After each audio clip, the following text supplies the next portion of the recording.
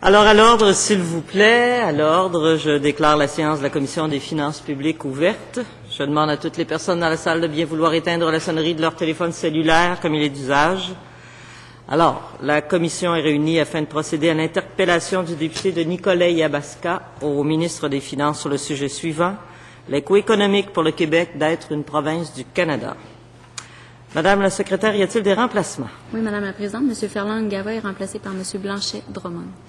Merci. Alors, je vous rappelle brièvement le déroulement de l'interpellation. Dans un premier temps, le député de Nicolet Yamaska aura un temps de parole de 10 minutes pour sa déclaration d'ouverture, suivi ensuite du ministre qui disposera d'un temps de parole équivalent. Par la suite, des périodes de 5 minutes seront allouées selon la séquence suivante. D'abord, un député de l'opposition, le ministre et un député du groupe formant le gouvernement. Le député de Nicolet Yamaska et le groupe parlementaire formant l'opposition officielle se partageront en alternance les 5 premières séries d'interventions en débutant pour le député interpellateur. 20 minutes avant midi, j'accorderai 10 minutes de conclusion au ministre, suivi d'un temps équivalent au député de Nicolet Yamaska. Enfin, je vous rappelle que le débat ne peut, à moins d'un consentement, dépasser midi. Donc, comme la séance débute à 10h03, y a-t-il consentement pour poursuivre nos travaux au-delà de midi, soit jusqu'à 12h03? Merci. Alors, il y a consentement. Sur ce, Monsieur le député Nicolet Yamaska, vous avez la parole pour les prochaines 10 minutes. Merci, Madame la Présidente. Bonjour, Monsieur le ministre. Bonjour à votre armée. La mienne est ici. Légère, mais efficace. Ça fait 3 ans et demi que j'ai envie de faire cette interpellation-là sur la souveraineté. En fait, on a pris l'angle économique. Le titre officiel, c'est les coûts économiques du Québec de faire partie du Canada. Mais c'est une interpellation sur la souveraineté, on l'aura compris. Il y a des circonstances diverses qui faisaient que ça a eu lieu seulement aujourd'hui, dont un tirage au sort qui me donnait la date d'aujourd'hui. J'en suis ravi. Et il va y avoir des chiffres, évidemment, puisqu'on parle d'économie, mais ce ne sera pas un débat sur est-ce que c'est 47 millions ou 52 millions, ou est-ce que c'est 2,3 ou 2,4 milliards, parce que ce genre de débat-là perd vite tous les gens qui pourraient nous écouter aujourd'hui. Et c'est un débat qui est assez ennuyeux à suivre de toute façon. Ça va aussi traiter davantage, je dirais, du principe de prendre soi-même ses décisions économiques et de ne pas se les faire imposer par un gouvernement qui n'est pas le nôtre, en fait. Et on va parler de plusieurs plans, là, du plan environnemental, du plan industriel, de tout développement économique, en fait, au sens le plus large qui soit. Et je vais vraiment m'attendre à ce que le ministre nous donne des réponses claires sur comment lui calcule le fait ou la prétention plutôt que le Québec a tout à gagner à rester dans un ensemble qui prend des décisions en son nom qui ne sont pas bonnes pour son développement et son avenir. Et donc, comme je le disais, ça va toucher à peu près à tous les domaines d'activité économique ou sociaux ou culturels qui finalement ont toujours une finalité économique aussi en bout de ligne. Il y a plusieurs études à travers le temps d'ailleurs qui se sont penchées sur cette question-là. Est-ce que le Québec gagnerait à devenir souverain plutôt que d'être une simple province d'un pays qui lui impose des décisions, entre autres sur le plan économique? Et évidemment, la commission Bélanger-Campeau, qui est un point de départ assez souvent mentionné, qui concluait que c'était à peu près neutre pour le Québec de devenir un pays. Donc, sur le plan fiscal, le Québec s'en tirait de façon à peu près neutre, ce qui était une très bonne nouvelle déjà, puisque par la suite, le Québec prenait lui-même toutes ses décisions de développement stratégique en n'ayant aucune perte fiscale. Donc, c'est déjà en soi une excellente nouvelle. Il y a eu des mises à jour de ça par un de nos anciens collègues, qui espère être un de nos futurs collègues, M. François Legault, en 2005, qui avait remis à jour, disons, des chiffres basés sur la méthodologie Bélanger-Campeau des années 90. Et qui concluait qu'en 3 ans, le Québec dégageait quand même 17 milliards de surplus en devenant un pays plutôt que de rester une simple province. C'est-à-dire, en 5 ans, 17 milliards. C'est-à-dire à peu près un peu plus de 3 milliards par année de surplus pour le Québec, de devenir un pays plutôt que d'être une province. Et ça, malgré tout ce qu'on entend dire souvent sur les transferts, la péréquation, etc. On y reviendra évidemment en détail dans les minutes qui suivent. Et récemment, il y a eu une mise à jour encore de ces chiffres-là par une étude systématique de tous les ministères fédéraux et de comment le Québec s'en tirait sans ces ministères-là. Donc, s'il était libre de prendre tous ses choix et d'utiliser son argent comme bon lui semble, plutôt que de l'envoyer à Ottawa et de laisser un autre gouvernement que le nôtre gérer tout ça. Je parle du livre de Stéphane Gobeil qui est sorti, une belle coïncidence, il y a quelques jours, et qui traite à peu près du sujet de l'interpellation d'aujourd'hui.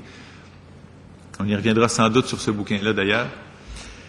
Et dans ce livre-là, M. Gobeil fait la démonstration que le Québec tirait un bénéfice global d'environ 2 milliards sur le plan fiscal de devenir un pays plutôt que de demeurer une simple province. Et ça, encore une fois, je le répète, c'est malgré toutes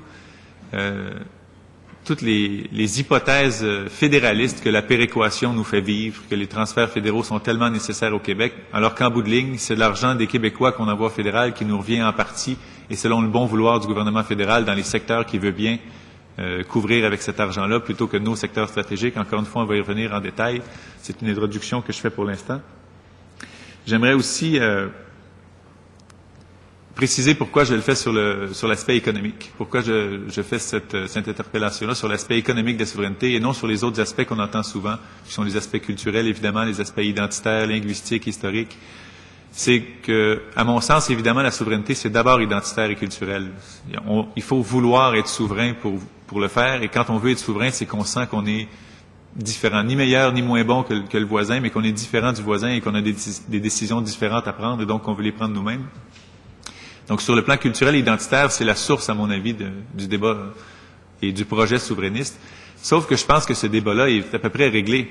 Parce qu'il n'y a personne de Saskatchewan qui va tenter de convaincre un Québécois qu'il va mieux protéger la culture du Québec qu'un Québécois lui-même. Donc, sur le plan linguistique non plus, c'est pas un anglophone de la Colombie-Britannique qui va convaincre les Québécois qu'ils vont mieux protéger le français au Québec que les Québécois eux-mêmes. Donc, ce débat-là, il est un peu clos et on a fait le tour un peu, et je pense que la plupart des gens qui sont sensibles à cet aspect culturel et identitaire sont, en général, en majorité, je dirais, favorables à la souveraineté du Québec. C'est sur le plan économique qu'il faut faire le débat, je pense, pour aller chercher une autre frange de la population qui se demande si le Québec a les moyens de ses prétentions culturelles et identitaires. Heureusement, la réponse est un gros oui. Le Québec a amplement les moyens de devenir un pays. Le premier ministre Charest l'a d'ailleurs déjà déclaré à Paris, pour se reprendre le lendemain et corriger sa citation, son lapsus qui était très véridique, mais qui le mettait dans l'embarras. Donc le Québec a, sans l'ombre d'un doute, les moyens de devenir un pays. Non seulement il a les moyens, mais il bénéficierait du fait de devenir un pays souverain qui contrôle lui-même sa fiscalité et son développement économique. Et donc, quand on lit ces deux pans-là, le côté culturel, linguistique, identitaire, aux moyens économiques qu'on a de réaliser cette souveraineté-là, ben, il n'y en a plus d'obstacle à la souveraineté. Et ce que le camp fédéraliste a utilisé lors des deux référendums de 80 et de 95, c'est les arguments de peur. Parce que sur le plan culturel ou identitaire, c'est dur, comme je le disais, de convaincre les Québécois que quelqu'un d'autre protégerait mieux leur langue qu'eux-mêmes ou leur culture. Mais sur le plan économique, il est toujours possible de sortir de faux chiffres ou des études complètement bancales ou des espèces d'hypothèses. Et là, je vois déjà le ministre qui joue avec ses beaux tableaux. Donc, on va sûrement y goûter encore aujourd'hui, mais heureusement, on va pouvoir répondre à mesure. Donc, toutes ces hypothèses-là qui réussissaient à faire peur aux Québécois qui n'avaient peut-être pas le temps de prendre un bouquin d'économie et de réaliser qu'ils se faisaient mentir en plein visage. Donc, aujourd'hui, je vais avoir des questions claires à poser au ministre et j'espère qu'on aura des réponses claires aussi. Et j'en aurai une question au ministre et à son collègue de Vio qui est avec lui. J'aimerais savoir ce qui les motive à militer en politique pour convaincre un peuple qui n'est pas capable de prendre ses propres décisions. Qu'est-ce qui, tous les jours, les motive à faire des discours, des interventions pour convaincre les Québécois qu'il faut laisser un autre peuple décider pour nous de notre propre avenir? Ça, c'est une question qui n'est pas très économique, qui revient au fondement de l'implication politique, mais j'aimerais que le ministre et son collègue, s'il y a l'occasion, nous répondent là-dessus, parce que j'avoue que ça me subjugue un peu de voir une implication telle et une lutte aussi farouche avec des moyens aussi, je dirais, malhonnêtes qui ont été utilisés dans le passé lors des deux référendums pour convaincre faussement, donc basés sur des arguments mensongers, convaincre un peuple qui ne devrait pas prendre lui-même ses propres décisions. J'aimerais entendre mes deux collègues nous dire qu'est-ce qui les motive à poursuivre dans cette voie-là. Donc, je l'ai dit, l'aspect économique de la souveraineté est tout à fait favorable à la souveraineté. Comme 200 autres pays dans le monde où à peu près le Québec n'atteindra jamais son plein potentiel de développement tant qu'il ne sera pas lui-même maître de ses décisions, tant que c'est un autre peuple qui va choisir à sa place dans quel secteur stratégique investir et développer notre société, c'est évident que le Québec ne sera pas à son plein potentiel de développement. Est-ce qu'on est déjà bien comparé à d'autres pays dans le monde? Bien sûr. Oui, on est mieux que la plupart des pays du monde. On est plus riche que 90% des pays du monde déjà comme simple province. Sauf qu'il ne faut pas se comparer aux plus pauvres, il faut se comparer à notre propre potentiel. Et c'est là qu'on se rend compte que des décisions qui sont prises au quotidien par un autre ordre de gouvernement que le nôtre, avec notre argent, qui fait en sorte que le Québec n'atteint pas son plein potentiel de développement, et on va y revenir aussi. Et les questions et les problèmes auxquels ferait face un Québec souverain sont les mêmes questions et les mêmes problèmes que tous les pays occidentaux qui nous ressemblent ont à régler périodiquement, au quotidien même. Sauf que la question qu'il faut se poser, c'est est-ce qu'on veut nous-mêmes apporter nos réponses aux questions auxquelles on est confronté, ou on veut encore une fois laisser le Parlement d'un autre peuple le faire à notre place. Et quand je dis d'un autre peuple, encore une fois, on n'est ni meilleur ni moins bon qu'eux, on est simplement différent. Et ce Parlement-là est vraiment pas élu par les Québécois. Il est élu aux 3/4 par des non-Québécois qui vivent à l'extérieur du Québec, qui viennent jamais au Québec et qui connaissent pas le Québec. C'est donc normal, en bout de ligne, que les décisions qu'ils prennent soient pas favorables ou stratégiques pour le Québec. Et ça, c'est la démocratie. Donc, tant qu'on sera une minorité dans un autre pays, il faudra conclure qu'on sera jamais bien servi et qu'il faut finalement être une majorité chez nous, donc faire la souveraineté pour avoir le pouvoir de prendre nos propres décisions. À ceux qui voudraient aussi nous parler du fameux fédéralisme qui peut être tantôt asymétrique, tantôt réformable, je reviendrai toujours avec la même réplique là-dessus. Ceux qui veulent améliorer le fédéralisme pour qu'ils prennent de meilleures décisions pour nous, je trouve qu'il est futile de tenter d'améliorer les aptitudes d'un autre peuple à bien décider pour nous-mêmes. Ce qu'il faut faire, c'est nous-mêmes prendre nos décisions et non tenter de changer les mauvaises décisions de notre peuple et de continuer de lui envoyer tous nos moyens fiscaux année après année en espérant qu'il va enfin prendre la bonne décision pour le Québec. C'est pas la bonne chose à faire. Je voudrais aussi dire qu'il n'y a pas de bon ou de mauvais temps pour parler de souveraineté. C'est une cause et un projet qui est intemporel. Évidemment, les contextes changent, les arguments peuvent changer, mais les raisons fondamentales d'être maître chez nous et de décider pour nous-mêmes de notre propre développement sont les mêmes à travers l'histoire. Et il y a près de 200 pays dans le monde qui l'ont déjà fait. Aucun d'entre eux n'a regretté et n'a voulu redevenir une province, un canton ou une région d'un autre pays. Le Québec sera certainement pas le premier à regretter sa liberté le jour où il se la donnera. Et donc, on va en discuter pendant près de 2 heures avec nos collègues d'en face, mon collègue de Drummond que je salue. Et j'espère avoir des réponses claires du gouvernement à travers son ministre et le député de Viau. Merci, Monsieur le député. Je cède la parole au ministre pour une intervention de 10 minutes. Bon matin, Madame la Présidente. Je voudrais saluer mon collègue député de Viau, saluer évidemment le député de Richelieu-Yamaska, ainsi que le député de Vermont qui se joint à nous. Remercier également le ministre des Finances de cette belle opportunité qu'il nous donne finalement de pouvoir répondre au niveau de cette interpellation. D'ailleurs, au début, je pensais qu'il y avait une erreur dans le titre. Parce que le titre de l'interpellation, sauf erreur, Madame la Présidente, vous l'avez dit, les coûts économiques pour le Québec d'être une province du Canada. Je suis certain qu'il y avait une erreur dans le titre, parce que moi, c'était une évidence qu'on voulait peut-être sans doute dire les avantages économiques pour le Québec d'être au sein du Canada. Donc, on a 2 heures de plaisir devant nous de pouvoir en faire la démonstration.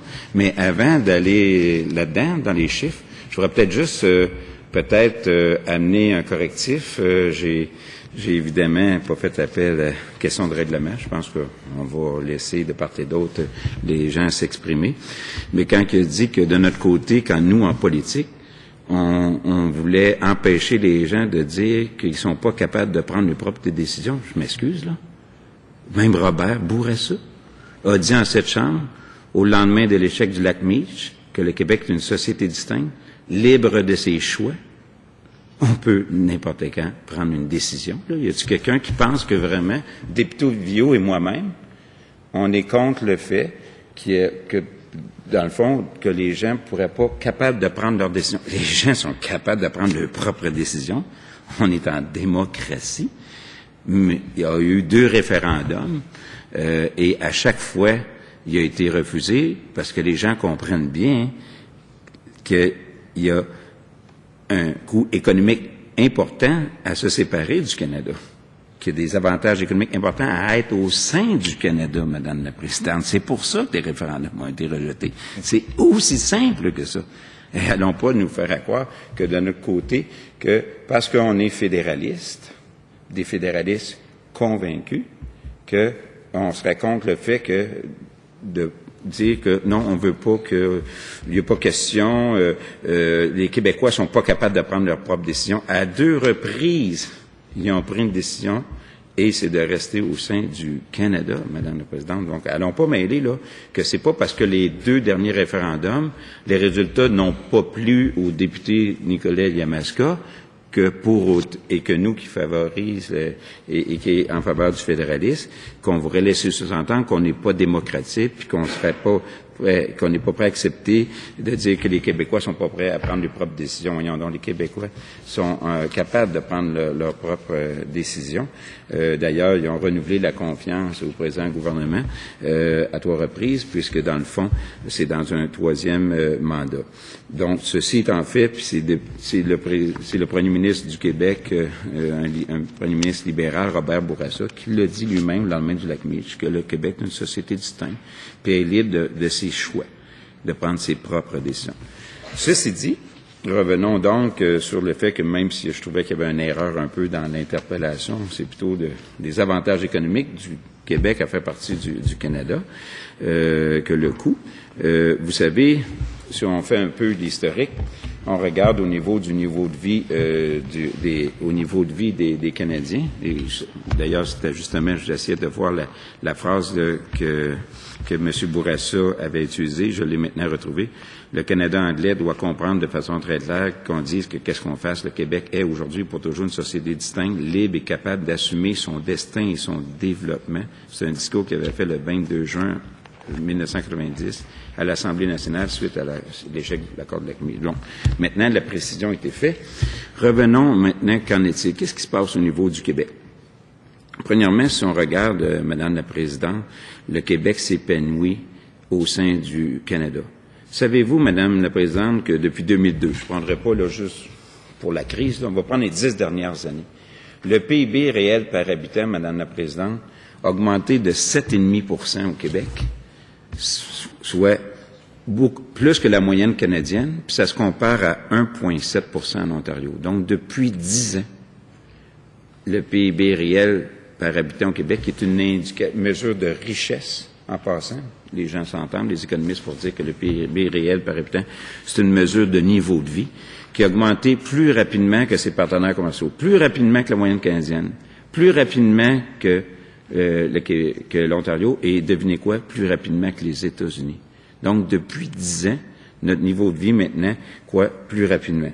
En fait, j'ai préparé, je me suis fait plaisir, un petit graphique ici, là, pour démontrer, même que l'écart de niveau de vie entre le Québec et l'Ontario, si on regarde ici les petits bâtonnets rouges, là, c'est que, alors que quand on a pris le pouvoir, on avait un écart d'environ 17%, que cet écart-là est réduit à 12%. On a réduit l'écart d'un niveau de vie. En fait, quand c'est les bâtonnets rouges qui correspondent comme par hasard à un gouvernement libéral, à chaque fois, on a une réduction d'écart de niveau de vie avec l'Ontario. Puis quand c'est les petits bâtonnets bleus qui correspondent à un parti qui a une option plus souverainiste, auquel appartenait le député de Richelieu-Yamaska, c'est un appauvrissement par rapport à l'Ontario ou bien une stagnation. Donc, je pense que on pourra parler du bilan aussi, si jamais il veut aller là-dessus, quand c'est un gouvernement qui est plus souverainiste, qui est au pouvoir. Donc, le point le suivant, le Québec s'épanouit. Et là, depuis 10 ans, c'est le cas. Si on regarde, notre niveau de vie augmente plus rapidement que le reste du Canada, même si on a encore un niveau de vie inférieur au reste du Canada. L'écart se resserre. Qui plus est, si on regarde au niveau de la crise, les experts s'entendent pour dire pourquoi que le Québec a passé mieux à travers la crise que les autres, non seulement parce qu'il y a un gouvernement en place qui a pris les bonnes décisions, mais on fait partie d'un ensemble canadien et le système bancaire, que je connais un petit peu et que le député connaît un petit peu, le système bancaire, parmi les mieux capitalisés au monde. Le système bancaire canadien est celui qui est parmi les mieux capitalisés au monde. Je peux vous dire une chose, il y a des gens en Espagne, puis il y a des gens en Grèce qui nous envient d'être au Canada, puis d'avoir eu des banques qui ont été conservatrices, bien gérées, qui sont parmi les mieux capitalisées au monde, avec les meilleurs cotes de crédit. Puis devinez quoi? Nous, au Québec, on fait partie de l'ensemble canadien, ce qui nous avantage considérablement pour avoir passé à travers cette crise-là. Donc, quand on regarde ça, on est non seulement parce que, vous savez, depuis 10 ans, oui, il y a eu la crise depuis 3 ans, mais il y a eu une période d'expansion, donc je prends sur 10 ans. Je pense qu'au plan intellectuel, c'est mieux de passer sur 10 ans. On voit qu'on s'enrichit plus rapidement que les partenaires commerciaux. On a un système bancaire qui nous a permis, avec des bonnes décisions du présent gouvernement, avec des programmes d'infrastructure proactifs, des programmes comme Renfort et des programmes Conserré, qui ont permis de passer à travers. On s'en tire mieux que les autres. Imaginez-vous Quand on regarde le taux de chômage dans la plupart des grandes villes nord-américaines, la plupart des grandes métropoles nord-américaines, il y en a une trentaine de métropoles nord-américaines au-dessus d'1 million de population et plus. La plupart ont des taux de chômage supérieurs à Montréal. On le trouve trop haut, le taux de chômage à Montréal en passant, là, 10%. Mais la plupart ont des taux de chômage même plus élevés que Montréal. Et ça, c'est sans parler le fait que le Québec fait partie de l'ensemble canadien pour négocier des ententes commerciales. Regardez au niveau de l'ANENA. Regardez au niveau de d'autres ententes qu'on a négociées. On négocie actuellement une entente avec l'Europe. Et le Québec s'en tire mieux. Savez-vous quoi? 50% de notre PIB est relié sur l'exportation. Nous, Madame la Présidente, on ne veut pas ériger des barrières autour du Québec, là. Au contraire, nous, on ne veut pas se séparer du monde. Nous, on veut conquérir le monde. C'est exactement ce qu'on fait. Quand on voyage à l'étranger, des missions commerciales, c'est pas pour le fun d'aller faire le tourisme. Souvent, qu'est-ce qu'on fait? On doit même acheter des cartes postales en passant à l'aéroport parce qu'on n'a jamais eu le temps d'aller voir ce site-là. Mais le point, c'est d'accompagner les entreprises pour conquérir des nouveaux marchés. Et quand on regarde au niveau des exportations, que ce soit nos exportations vers le reste du Canada ou les exportations internationales, maintenant, c'est 50% de notre PIB. Et le Québec a toujours poussé pour le commerce. Si l'ALENA est passé et le gouvernement Mulroney est passé en 1988, c'est parce que c'était le Québec qui avait appuyé le libre-échange Canada-Europe. Tout le monde s'entend pour dire, à l'époque, c'était le Québec qui avait fait élire le gouvernement fédéral parce que c'était sur le thème du libre-échange. On a toujours appuyé l'ouverture du commerce. Ce que nous, c'est pas de s'isoler du monde, c'est vraiment de conquérir le monde. On a ce qu'il faut, on a les bons outils, et quand on est mis en compétition avec les autres, c'est vraiment là qu'on performe le plus.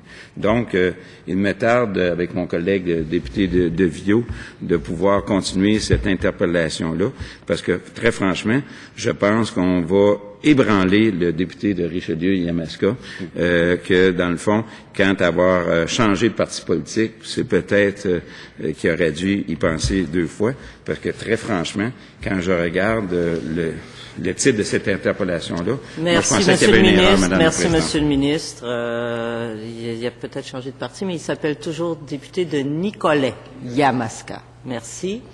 Alors, nous allons maintenant entamer la période d'échange. Monsieur le député de Nicolet-Yamaska, vous avez la parole pour les 5 prochaines minutes.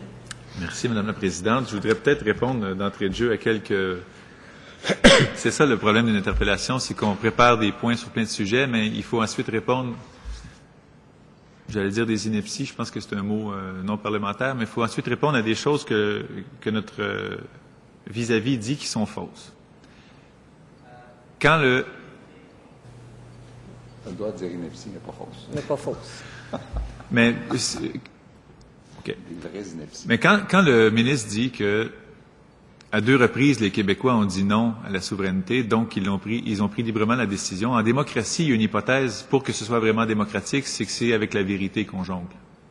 Et donc, qu'on prend des décisions éclairées sur des arguments qui sont fondés, et non sur des camions de la Brinks vides qui partent de Montréal ou des fausses peurs que les pensions ne seront pas versées alors que c'est notre argent qu'on envoie qui nous reviennent, et des scandales de commandites qui faussent plein de choses. Et donc, en démocratie, il faut que la vérité soit là pour que les gens prennent une vraie décision. Parce qu'au lendemain du référendum de 95, avec toute la triche qu'il y a eu, vous savez très bien comme moi que s'il y avait eu un autre référendum, il aurait gagné, et facilement. Donc, quand la vérité est là, les Québécois votent d'une façon assez différente de lorsqu'ils se font mentir en pleine face et qu'ils prennent une décision basée sur des faits erronés. Donc, quand le ministre parle de démocratie, je la souhaite autant que lui, mais c'est pas ce qu'on a eu dans les 2 premiers référendums. Ensuite, quand il dit que la croissance du Québec en termes de PIB a été bonne, c'est vrai, mais elle aurait pu être encore meilleure si on avait pris des décisions économiques dans notre intérêt. Si on avait, par exemple, investi dans la forêt du Québec plutôt que dans l'auto en Ontario avec nos propres impôts. Si on avait, par exemple, investi dans un monorail national interurbain qui relie les régions du Québec plutôt que dans de l'armement de façon massive. Quand vient le temps de construire un chantier naval au Canada, si nos impôts servaient à le faire ici chez nous plutôt qu'à Vancouver ou à Halifax, la croissance aurait été encore plus élevée. Évidemment, le ministre pourra toujours trouver un pays où la croissance a été plus faible que le Québec. Ça, c'est sûr. Mais je le répète, il ne faut pas se comparer au moins bon, il faut se comparer à notre propre potentiel. Et ce que le ministre dit en disant, en prétendant que c'est grâce à notre appartenance au Canada qu'on a fait relativement bien, c'est que si les Canadiens n'avaient pas choisi pour nous, on n'aurait pas été capable de faire aussi bien. Donc, finalement, il est en train de dire que les Québécois sont moins bons que les Canadiens. Et c'est contre ça que j'en ai, moi, dans cette espèce d'implication politique qui vise à convaincre les Québécois qu'il faut laisser d'autres gens décider à notre place, sinon ça ira pas aussi bien. Mais moi, je suis désolé, j'ai confiance